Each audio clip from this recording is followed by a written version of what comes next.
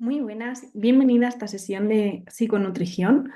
En la sesión de hoy vamos a ver cómo gestionar el bajo estado de ánimo, porque es algo que muchas veces nos afecta al final también a la alimentación.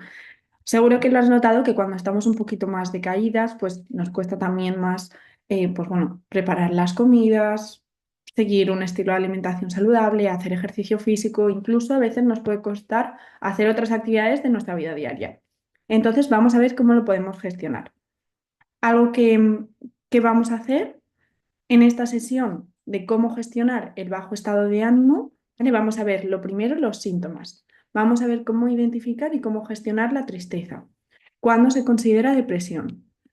Claves para identificar la depresión también, ¿vale? Porque esto es súper importante que lo sepamos diferenciar. Después, como siempre, os pasaré un test, ¿vale? Para evaluar un poquito por encima. Esto no es nada clínico, ya lo sabéis, pero para que podamos evaluar o valorar un poquito cuál está siendo nuestro estado de ánimo. Y luego vamos a ver qué puede estar causando el bajo estado de ánimo. Vamos a ver las áreas de nuestra vida, también os mandaré después un ejercicio, los pensamientos y la autoestima.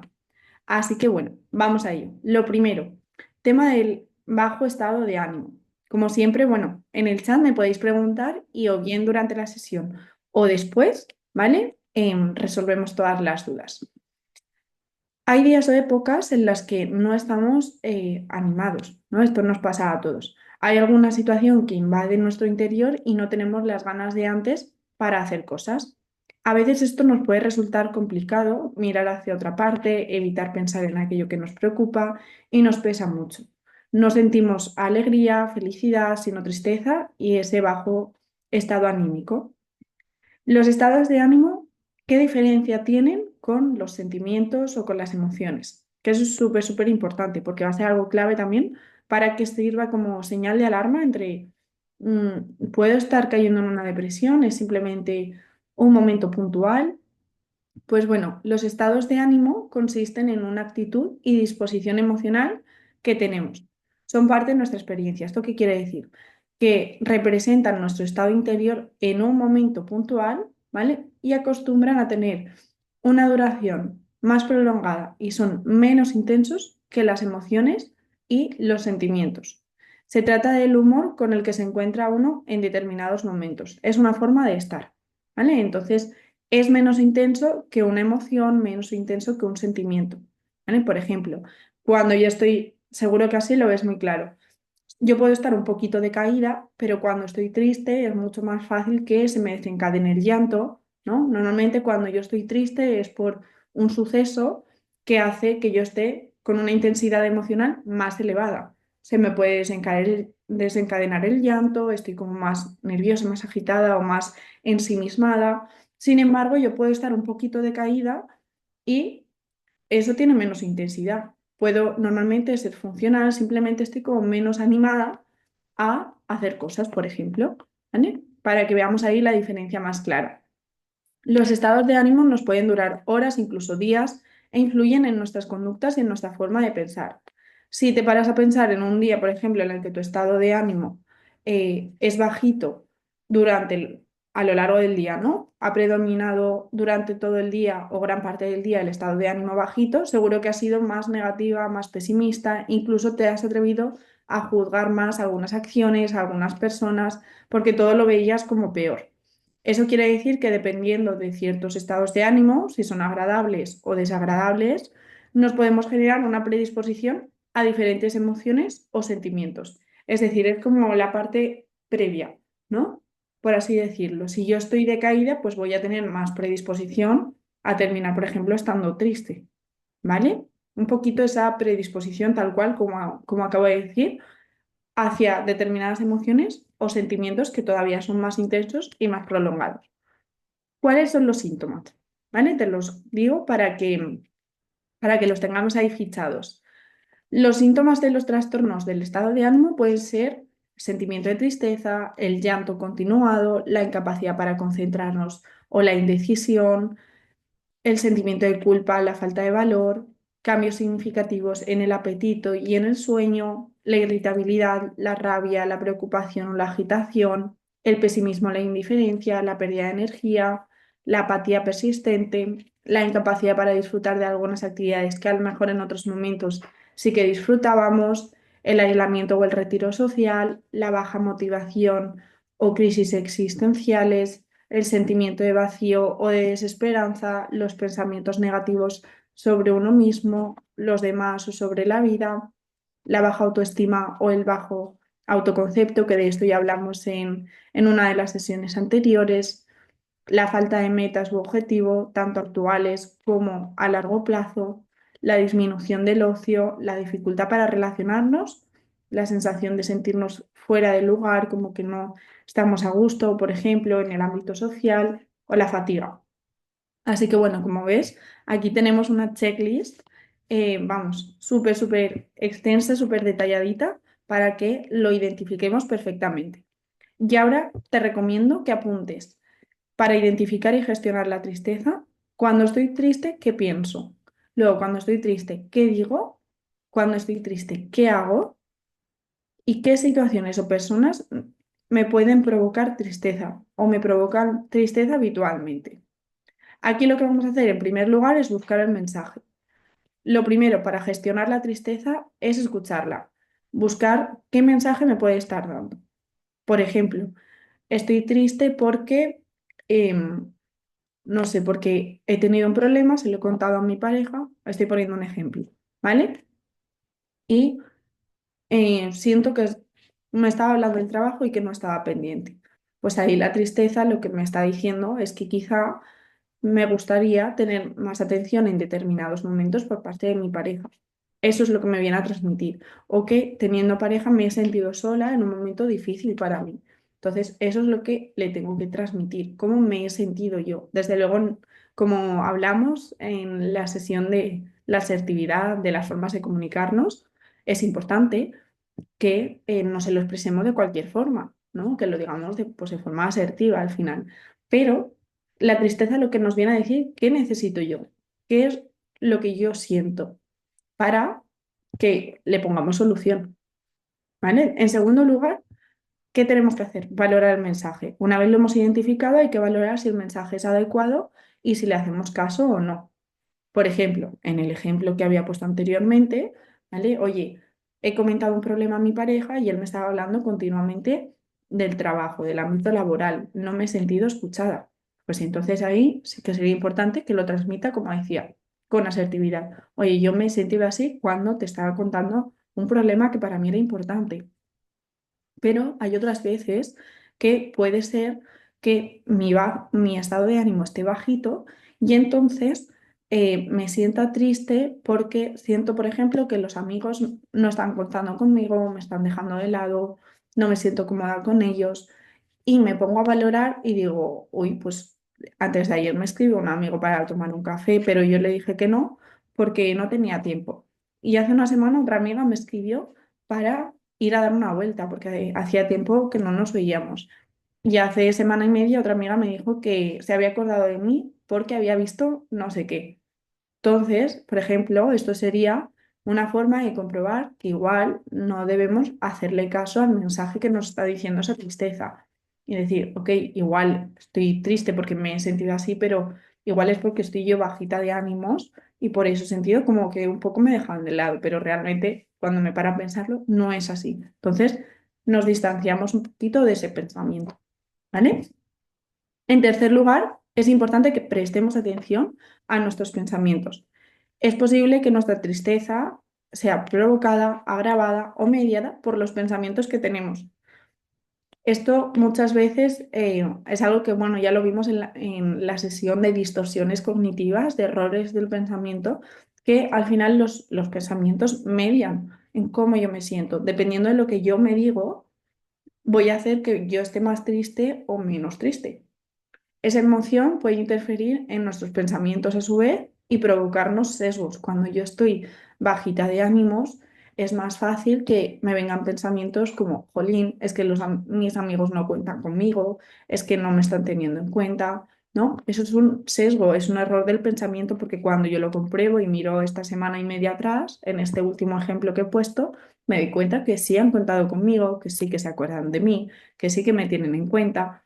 Entonces, Esos pensamientos que a mí me estaban viniendo son sesgos, errores del pensamiento, distorsiones cognitivas que vienen provocados por ese bajito estado de ánimo. En cuarto lugar, lo que tendríamos que hacer es establecer momentos para pensar. No se trata de evitar el pensamiento, ojo, que esto es súper importante. Muchas veces intentamos disociarnos, pues me distraigo y ya está. Y error, no pasa. Esto ya lo he hablado también en otras ocasiones con la alimentación, ¿no? Que cuando pienso mucho en un alimento, si intento distraerme, ¿qué pasa? Que yo sigo ahí con ese antojo, sigo ahí con ese pensamiento. Pues lo mismo nos pasa con el resto de ámbitos. Lo que necesito es reorganizarlo para que no interfiera en nuestra actividad diaria y dedicarle un tiempo limitado. Es decir, yo necesito pararme a pensar, a valorar por qué me estoy sintiendo triste, qué es lo que estoy pensando, qué es lo que me está pasando. Ok, me siento, lo valoro, lo reorganizo, miro a ver qué pasa. Pero es importante que lo atendamos, que no lo evitemos, porque si yo simplemente lo meto ahí como en el baúl de los recuerdos, ¿no? En el cajón desastre, lo que va a pasar es que al no atenderlo, cada vez se puede ir agravando, viniéndome con más frecuencia, con más intensidad, cuando a lo mejor es algo que si yo me paro a analizarlo, como en el ejemplo que he puesto de los amigos, me doy cuenta que no es así. Y entonces ya lo he atendido, me he dado cuenta que no es así y ese pensamiento pues se disipa, desaparece, baja la intensidad. Sin embargo, si yo digo, ay, voy a distraerme, pero no me paro nunca a pensar, a darle una vuelta, a entrar un poquito más profundidad en lo que me está pasando en mi interior, entonces se puede acumular y luego en cuanto un amigo, por ejemplo, tenga un gesto que no me gusta, que agrave ese pensamiento, que diga, ¿ves? mm, no me están teniendo en cuenta. Cuando a lo mejor, si me hubiera parado a atenderme, me hubiera dado cuenta que en este momento mis pensamientos me estaban jugando una mala pasada, que era porque yo estaba bajita de ánimos y por eso me han venido estos pensamientos, pero que mis amigos sí me tienen en cuenta y luego cuando se diera una situación así, lo que pasaría es que lo vería como un hecho aislado, que simplemente hablaría con ese amigo, lo solucionaría y fin. Entonces, fijaros en la importancia de pararnos a gestionar esos pensamientos. En quinto lugar, y ya terminando con este plan de acción, algo que también es importante cuando estamos así un poquito de caídas es apoyarnos en nuestra red social o en vuestro caso que me tenéis a mí, apoyaros en mí si estamos un poquito ahí bajas de ánimo, que veamos en esa checklist que hemos visto antes qué es lo que está pasando y después que hagamos este plan de acción juntas y personalizado. En sexto lugar, realizar actividades que nos resulten agradables, que me gusten, que me nutran. Ojo, no tareas que tengo que hacer, no cosas que debería, que tengo que, sino cosas que me gustan. Y establecer rutinas. Y después hacer ejercicio, cuidar la alimentación y mantener hábitos de higiene del sueño también para el tema del estado de ánimo se ha visto que es súper, súper claro. ¿Y qué diferencia hay con la depresión? Que la depresión, los síntomas que hemos visto antes son omnipresentes, tienen una intensidad súper elevada e impiden llevar a cabo, esto es muy clave, la vida diaria. Es decir, me impiden ser funcional en la familia, en el ámbito social, en el laboral, escolar, deportivo.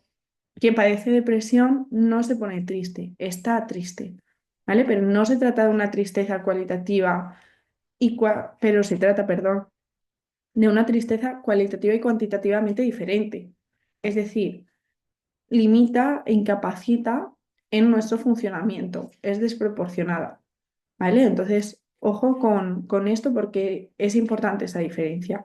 Sobre todo cuando a mí me empieza a limitar en ciertos ámbitos, como una señal de alarma. Si yo no consigo concentrarme en el trabajo y ya me está impidiendo que yo saque el trabajo a tiempo, que trabaje, que me relacione con mi entorno social, son señales de alarma, ¿vale? Así que en cualquier caso, la depresión es una enfermedad compleja con una gran variedad de síntomas, entre ellos afectivos, ¿vale? O sea, tristeza, todos los emocionales, tristeza, ansiedad, irritabilidad, bajo estado de ánimo sería un síntoma, ¿vale?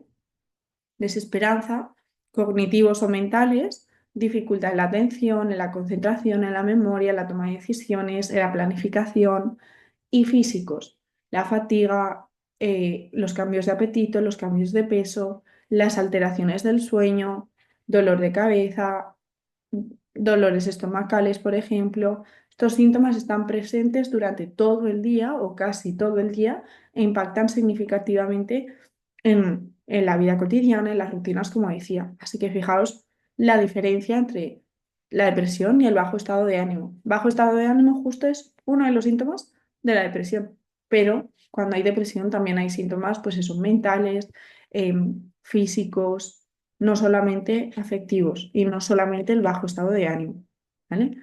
En este caso, en el caso de la depre, cualquier tarea o responsabilidad parece inmensa, parece excesiva, por tanto, estamos, pues, más, evitamos determinadas situaciones, evitamos salir con amigos, evitamos hablar con compañeros, hay también esa parte de aislamiento a nivel social.